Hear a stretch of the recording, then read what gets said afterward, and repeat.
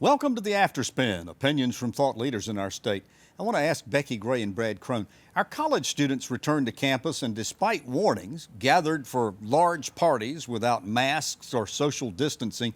We've seen a spike in cases resulting from that, with many universities having to switch to online classes. A lot of people say our colleges haven't been doing their jobs in breaking up these parties or holding the students accountable. Should the students who don't follow the guidelines be suspended, or what other action should be taken? Brad? Well, Tom, I think the Orange County Public Health Department has an opportunity to say, I told you so. And health departments across the state, Wake County, for example, with NC State, I think the whole premise of bringing the students back was ill-fated. Clearly, the university officials were more concerned about cashing those tuition and housing checks than they were about the safety and welfare of their own students and their faculty. Well, of course, they had a dictate from the Board of Governors to do it, did they not? Well, they did, and that's a big problem with the Board of Governors as well.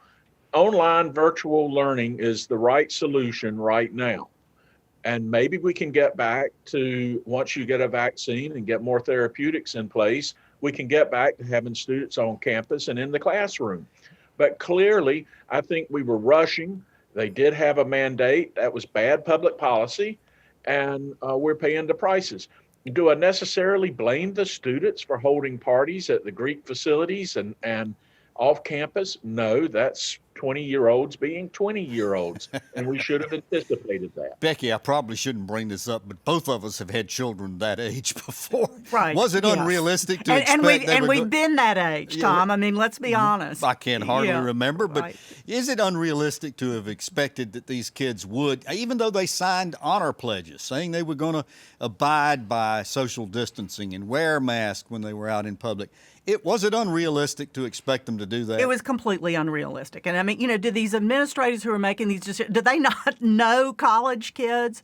And so, yeah, I mean, I agree with everything that Brad said, and some of it could have been done better from the beginning. We haven't seen the outbreaks at Duke, at least not so far, because they put some protocols in place at the beginning. They tested all the students before they came back. They tested the students as they arrived at campus. There were ways that you could have done this, maybe brought kids back, not all at one time, but in smaller groups. Yeah, Duke also only allowed freshmen and sophomores in their dorms. All of the other students, undergraduate students, had to find housing somewhere else. Now, there have been reports all over Durham about parties, but so far we haven't seen these clusters creeping up there. And we haven't seen the clusters, or at least the reports so far, at some of the smaller universities as well, which makes me think maybe they're either doing things better, or one of the keys to this may be smaller groups of students being on campus. But, I agree with Brad, too. In a lot of ways, this comes down to the money, and I think as we sort through this, and when students and parents evaluate the quality of education that they're getting with only online learning, and evaluating the college experience, and also looking at the bills that they've paid for parking, for student fees, for activities, for those kind of things that they're not getting, how all this is going to shake out in the end. You have to feel for new UNC President Peter Hans